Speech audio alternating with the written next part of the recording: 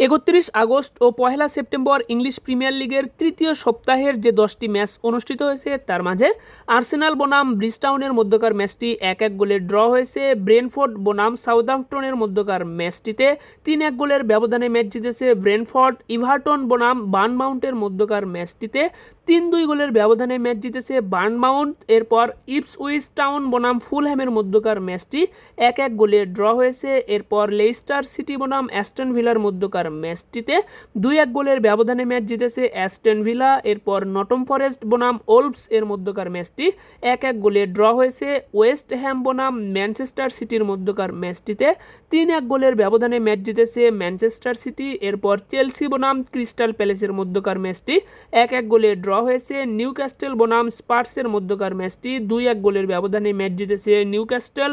এরপর man United বনাম লিভারপুলের মধ্যকার ম্যাচটি 3-0 গোলের ব্যবধানে ম্যাচ জিতেছে